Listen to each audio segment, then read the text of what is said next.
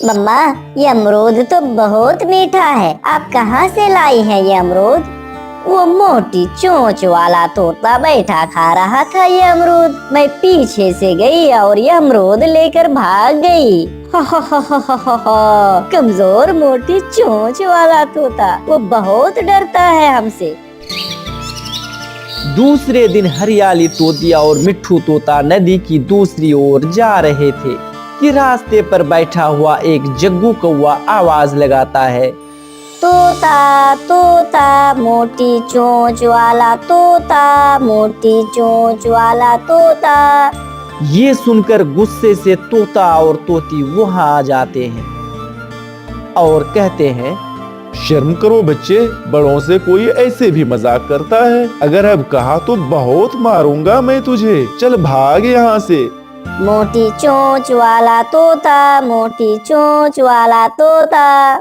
फिर मिट्ठू को बहुत गुस्सा आ जाता है और जग्गू को 2-4 लगा देता है। तुमने मुझे मारा, मैं अभी घर जाकर मम्मा और पापा को बताता हूँ। आपने क्यों मारा इसे? बात बढ़ जाएगी। बात बढ़ती है तो बढ़े। अब क्या वो छोटा जग्गू भी मुझे मोटी चोंच वाला तोता कहेगा? मम्मा मम्मा, उसने मुझे मारा, उसने मुझे बहुत मारा है। मेरा बेटा जग्गू चुप कर जा। बेटा किसने मारा है तुम्हें? उस मोटी चोंच वाले तोते ने।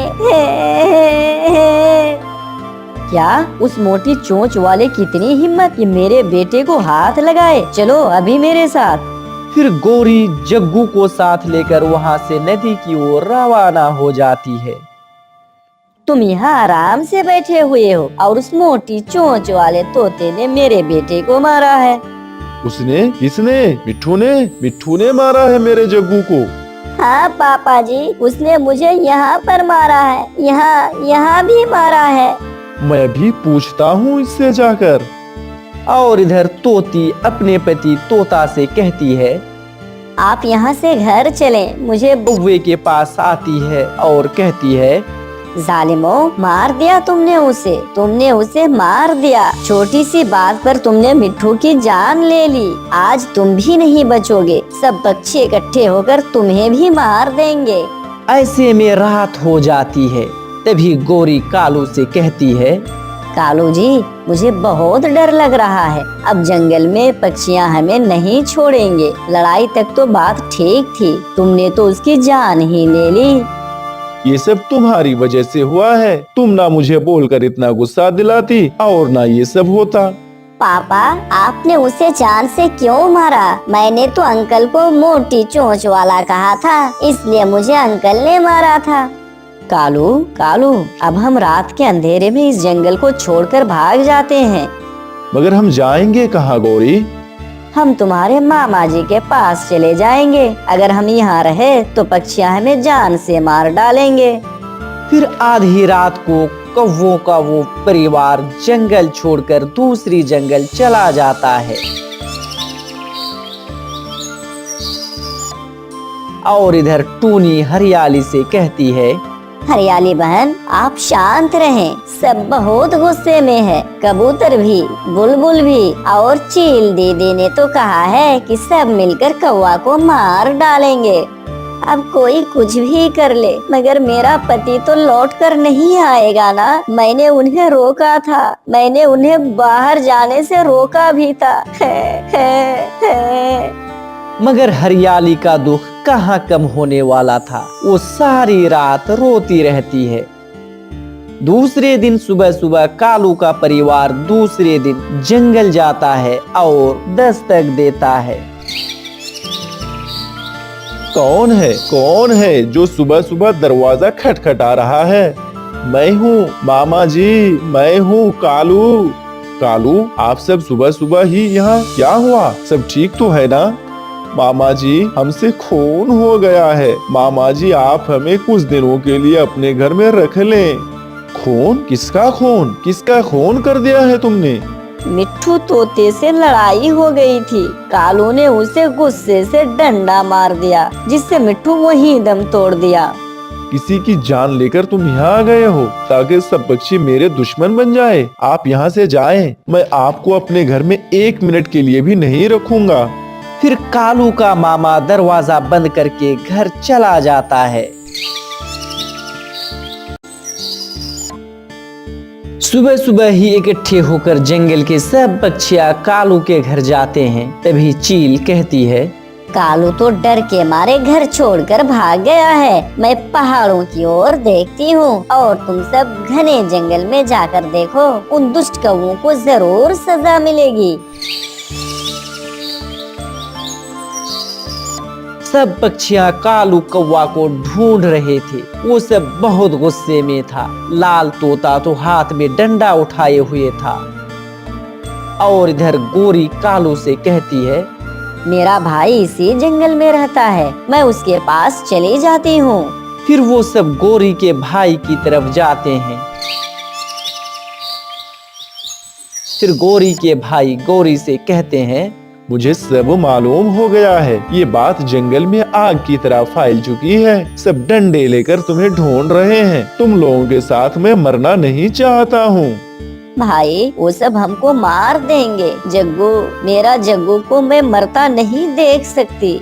ये सब तुम्हें पहले सोचना था। किसी की जान लेते हुए तुम्हें जरा भी खौफ नहीं आया। अब सब जाए यहाँ से। कोई भी उन कौवों को अपने घर में रखने को तैयार नहीं था। वो भटकते रहते हैं। वो कई दिनों तक छुप छुप कर रहते हैं। वो सब भूखे प्यासे कभी यहाँ तो कभी वहाँ जाते हैं। रात के अंधेरे में कौवों का वो परिवार एक सूखे पेड़ पर बैठा हुआ था। तभी गोरी कहती है, जीवन में कितना सुकून था, चैन था, खुशी थी, भोजन था और सब पक्षी हमसे डरते भी थे। तभी कालू कहता है, कोई है, जल्दी से सब छुप जाओ। फिर वो झाड़ियों में छुप जाते हैं। फिर चील, तोता, टूनी और कबूतर लाठी लेकर वहाँ से गुजर जाते हैं।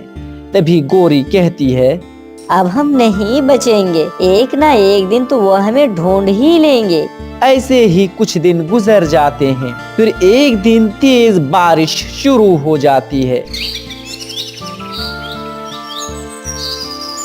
कौवे का सारा परिवार एक पेड़ के नीचे बैठा हुआ था। पेड़ की एक डाली टूटकर उनके ऊपर गिर जाती है। फिर जग्गू और कौवा उसी डाली के नीचे दम तोड़ देता है। जग्गू उठो, बेटा उठो। मेरे जग्गू, मैं बर्बाद हो गई, मैं लुट गई। इतनी बड़ी सजा क्यों मिली मुझे? मैं मर जाती मगर मेरा बेटा जग्गू ना मरता। ऐसे गोरी बहुत रोती है मगर कुछ भी लौटकर नहीं आने वाला था। किसी जंगल में टूनी चिड़िया अपने 2 बच्चों के साथ रहा करती थी। एक दिन टूनी अपने बच्चों से कहती है, बच्चों, मैं नदी पर जा रही हूँ, तुम दोनों आपस में एक दूसरे का ख्याल रखना। ऐसा कहकर टूनी चिड़िया नदी की ओर रवाना हो जाती है। मम्मा के जाते ही कुक्कू भागकर रिमोट उठा लेता है और कहता है, आज रिमोट मैं लूंगा, फिर मैं मेरे पसंद का कार्टून देखूंगा। नहीं, आज ये रिमोट मैं लूंगी। मम्मा ने मुझे कहा था कि कुक्कू रिमोट को हाथ ना लगाए। मैं चिड़िया की कहानी देखूंगा। नहीं, मैं बादल वाले कार्टून देखूंगी। फिर दोनों भाई बहन एक दूसरे से रिमोट छीन रहे थे कि तभी टीवी का रिमोट गिर जाता है।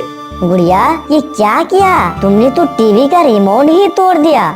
रिमोट तो तुमने तोड़ा है। मैं बताऊंगी कुकू, मैं मम्मा को बताऊंगी तुम ही ने रिमोट तोड़ा है। गुड़िया, ऐसे तो मम्मा दोनों की पिटाई करेगी ना। फिर दोनों भाई बहन परेशान हो जाते हैं। भाई, हम मम्मा के आने से पहले ही कबूतर अंकल से टीवी का रिमोट ठीक करवा लेते हैं। तब फिर ये तुम मम्मा को मत बताना गुड़िया। मैं मम्मा को कुछ नहीं बोलूंगी। फिर वो दोनों भाई बहन टूटा हुआ रिमोट लेकर कबूतर अंकल के इलेक्ट्रॉनिक्स के दुकान पर चले जाते हैं और कहते हैं, अंकल, आप ये रिमोट ठीक कर दें, ये गिरकर टूट गया है। तभी कबूतर अंकल कहता है, इसमें नया कवर डालना पड़ेगा। अंकल मेरे पास पैसे हैं, आप नए कवर डाल दें इसमें। और एक बैटरी भी नहीं है इसमें। वो भी डाल दें अंकल। फिर कबूतर उनसे रिमोट लेकर ठीक करने लगता है। थोड़ी ही दूर में एक पेड़ पर बैठा हुआ दुष्ट कालू कौवा कुक्कू को इशारा करता है, जिसे कुक्कू घूर घूर के देख रहा था। अंकल आपका घर कहाँ है? वो सामने पास ही तो है मेरा घर। तभी कुक्कू मन ही मन कहता है, मैं इस अंकल से जल्द ही नया रिमोट लेकर वापस आ जाऊंगा। कालू अंकल आप एक नया रिमोट मुझे दे दें। फिर कालू कौवा कुक्कू को साथ लेकर वहाँ से चला जाता है। लो, आपका रिमोट ठीक हो गया है। भाई आप कहाँ हो? फिर गुड़िया अपने भाई को इधर उधर देखती है, मगर उसे अपना भाई कहीं भी नहीं दिखाई देता। भाई भाई। फिर गुड़िया रोने लग जाती है। इस जंगल में एक बच्चा पकड़ने वाला कौवा भी रहता है। कहीं वो कौवा कुक्कू को तो आप कहाँ गए थे गुड़िया? मम्मा हम दोनों भाई बहन आपस में लड़ रहे थे कि तभी हमसे टीवी का रिमोट टूट गया। हम कबूतर अंकल के दुकान में टीवी का रिमोट ठीक करवाने गए थे कि कुक्कू भैया तभी कहाँ चले गए। मम्मा चले, मुझे कबूतर अंकल ने बताया है कि जंगल में एक बच्चा पकड़ने वाला कबूतर भी आया हुआ है। फिर मम्मा चिड़िया जल्दी से गुड़िया को लेकर कबूतर के दुकान की ओर जाने लगती है। कबूतर तो अपनी दुकान बंद करके घर चला गया था। हम यहाँ इस पेड़ पर बैठे हुए थे मम्मा कि तभी कुक्कू भैया कहाँ चले गए। हो, छोटा है ना, मैंने तुम्हें छोटा पक्षी ही लाने को कहा था। हाँ, छोटा और नरम नरम। अब लाओ मेरे पैसे, मुझे दो। फिर कालू कौवा उल्लू से पैसे लेकर वहां से चला जाता है। और फिर उल्लू जिस थैली में कुक्कू बंद था लेकर जाने लगता है। और इधर गुड़िया और उसकी मम्मा सारे जंगल में कुक्कू को ढूंढते रहते हैं। फिर मम्मा चिड़िया नदी की तरफ जाती है, वो झरने पर जाती है। जब वो पहाड़ों पर जा रही थी कि उनके सामने से उल्लू कुक्कू को थैले में डालकर ले जा रहा था। फिर उन्हें मालूम भी नहीं होता। फिर शाम हो जाती है। फिर थक हार कर मम्मा और गुड़िया अपने घर को आ जाती है। ये सब मेरी वजह से हुआ। अगर मैं भाई को टीवी का रिमोट दे देती तो ये सब ना होता। मम्मा चुप कर जाओ बेटी, ना जाने अब मेरा बेटा कुक्कू कभी मिलेगा भी या नहीं। मैं तो यही सोच सोच कर परेशान हो रही हूँ। फिर रात हो जाती है। फिर रोते रोते गुड़िया सो जाती है। उल्लू ने कुक्कू को थैले से छोड़ दे, मेरे भाई को छोड़ दे। आप बुरे हैं, आप बहुत बुरे हैं। ऐसे चीखते हुए गुड़िया जाग जाती है। वो अपनी माँ के गले से लग जाती है। गुड़िया बेटी, मैंने एक बेटा खो दिया, अब तुमको मैं खोना नहीं चाहती हूँ। चुप कर जाओ मेरी बेटी, हम कल पुराने जंगल में जाएंगे। हो सकता है वहाँ हमारा बेटा हमें वापस मिल जाए। फिर माँ बेटी रात जागकर गुजारती है। फिर सुबह हो जाती है। मम्मा मम्मा जल्दी चले। मगर कहाँ बेटी? मम्मा आप चले, कबूतर अंकल के दुकान पर चले। फिर गुड़िया जल्दी से अपनी मम्मी को लेकर कबूतर के दुकान पर चली जाती है। और गुड़िया कबूतर से कहती है, अंकल, कबूतर अंकल, क्या सामने वाला सीसीटीवी कैमरा काम कर रहा है? हाँ, वो कैमरा ठीक है और ठीक से काम करता है। अंकल प्लीज आप इसे देखकर बताएं कि मेरा भाई किस दिशा में गया है। फिर कबूतर सीसीटीवी कैमरा में देखता है कि कुक्कू उड़ता हुआ सीधे कालू कौवा के पास जाता है। और फिर कौवा उसको साथ लेकर वहां से चला जाता है। वो कौवा ही मेरे बेटे को साथ लेकर गया है। हाँ, अब तो जरूर वो कौवा पकड़ा जाएगा। मैं उनकी एक तस्वीर निकाल लेता हूँ। फिर कबूतर पुलिस को फोन करता है। आज के बाद कुक्कू भाई आप ही टीवी का रिमोट ले लेना, फिर मैं कभी आपसे टीवी का रिमोट नहीं छीनूंगी।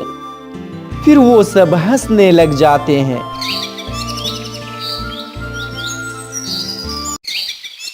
चिड़िया का वो परिवार अपने घर में खुशी की जिंदगी गुजार रहा था। मम्मा चिड़िया, पापा चिड़िया और उनकी एक बेटी गुड़िया हमेशा साथ साथ रहते थे। उनके घर के पास ही एक पेड़ था जिस पर मीठे मीठे अमरूद लगा करते थे। वो हर रोज जी भर के मीठे अमरूद खाते और जब उनका दाना खाने को मन करता तो घने जंगल में चले जाते। मम्मा पापा, क्या हम एक साथ ही रहेंगे? हाँ, मगर जब हमारी बेटी बड़ी हो जाएगी तो फिर मैं अपनी बेटी की शादी कर दूंगी। पापा, आप मम्मा से कहें ऐसी बात ना किया करें। मैं नहीं करूंगी शादी, मैं तो हमेशा आपके साथ ही रहूंगी। उनके पड़ोस में कौवों का एक जोड़ा रहता था जो बहुत बुरे कौवे थे। वो हर समय चिड़िया के उस परिवार को देखकर जलते रहते। कालू, अगर हम किसी तरह इन चिड़ियों को यहाँ से भगा दें तो उनका घर और वो अमरूद का पेड़ हमारा होगा। उनका घर नया भी है और सुंदर भी, और उनके पेड़ पर मीठे मीठे अमरूद लगते हैं। तो फिर कुछ ऐसा करो कालू जिससे वो सब हमें मिल जाए। तुम चिंता ना करो, मैं कोई प्लान बनाता हूँ। फिर जब आधी रात होती है तो कालू कौवा अपनी पत्नी गौरी कौवी से कहता है, कालू, क्या तुम पड़ोसियों का पेड़ काटने जा रहे हो? हाँ, अब तो मैं उनको यहाँ से भगाकर ही दम लूंगा। फिर कालू कौवा लकड़ी काटने वाली आरी लेकर अपने घर से निकलता है।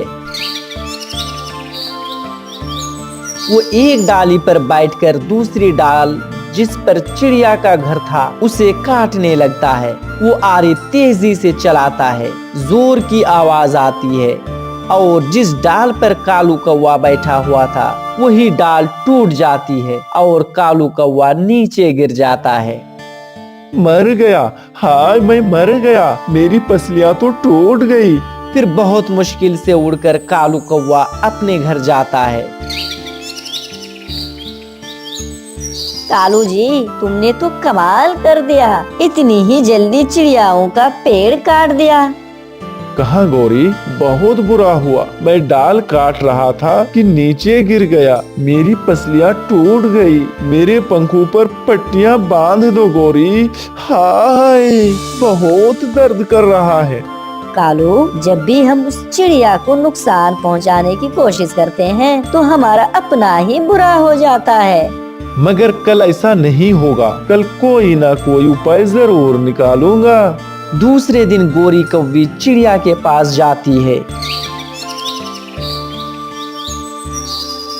चिड़िया, इस पेड़ पर भूत रहता है। अगर तुम खुद को और अपने परिवार को बचाना चाहती हो तो यहाँ से कहीं दूर चली जाओ। तुम हमारी चिंता ना करो गौरी, हम भूत से निपट लेंगे। गौरी आंटी, मुझे तो आप ही भूत लग रही हो। ये चिड़िया इतनी आसानी से ये पेड़ छोड़कर नहीं जाने वाली है। गौरी मन ही मन ऐसा सोचती है। कालू कौवा गौरी से कहता है, गौरी तुम ऐसा करो, किसी तरह चिड़िया के उस परिवार को पहाड़ों के पास लेकर जाओ। जब वो सब एक जगह इकट्ठे होकर बैठे होंगे तो मैं उन सब पर एक बड़ा सा पत्थर गिरा दूंगा। ये तो बहुत आसान है, मैं आज ही उन्हें पहाड़ों पर ले जाती हूँ। फिर गौरी कौवी भागी भागी टूनी चिड़िया के पास जाती है। चिड़िया, मैं पहाड़ों पर जा रही हूँ भोजन लेने। सुना है वहाँ चावल के ढेर सारे पौधे हैं, क्या तुम भी जाओगी? चावल तो मेरी बेटी को और मुझे बहुत पसंद है। आप यहाँ बैठें, मैं भी गुड़िया और उसके पापा को लेकर आती हूँ। फिर चिड़िया घर के अंदर जाती है। गुड़िया के पापा, गौरी कौवा बता रही है कि पहाड़ पर चावल मिल सकते हैं, क्यों ना आज चावल खाने जाएं?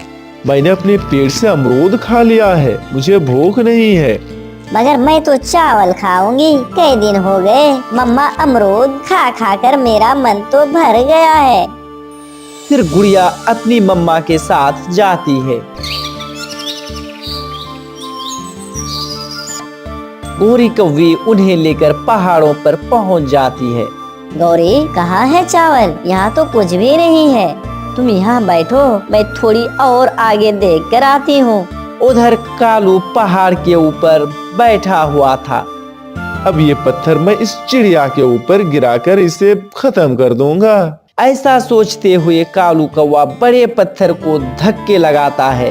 वो पूरा जोर लगाता है। पत्थर जैसे ही अपनी जगह से हिलता है, साथ ही कौवे का पंख भी फिसल जाता है। पत्थर और कालू कौवा दोनों ही नीचे गिर जाते हैं। फुटबॉल की तरह घूमता हुआ कालू कौवा नीचे आता है।